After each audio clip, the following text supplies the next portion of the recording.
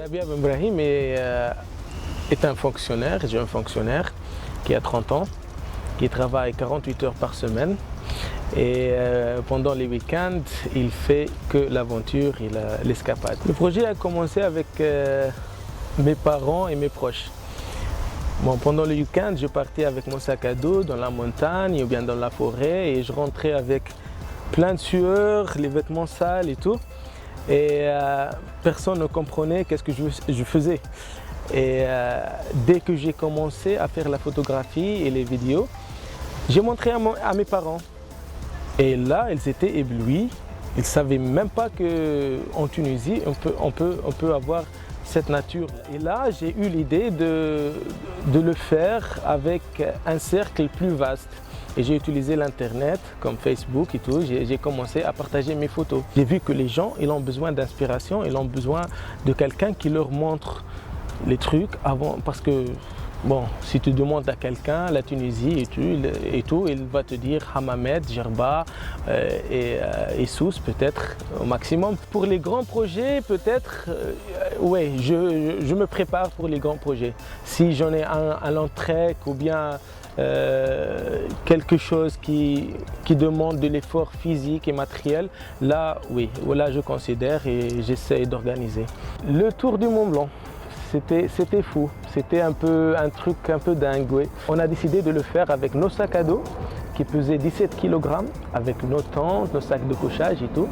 Et ça, c'était un truc dingue. Et en plus que ça, on était un peu pressé avec le temps. Parce que j'étais limité, j'avais un visa et tout, on était un peu limité.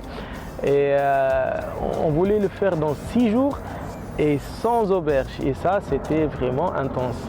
Les dénivelés, ça remontait à 10 km en total. Et on a pris pas mal de raccourcis qui sont dangereux, oui.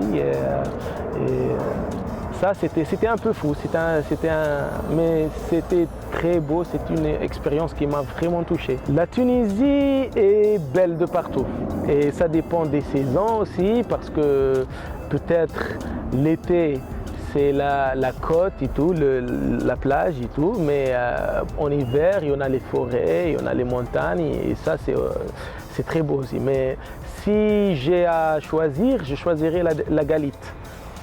Parce que moi, j'aime trop la vie sous-marine. Et la Galite, elle est très riche, étant une réserve naturelle, bien évidemment.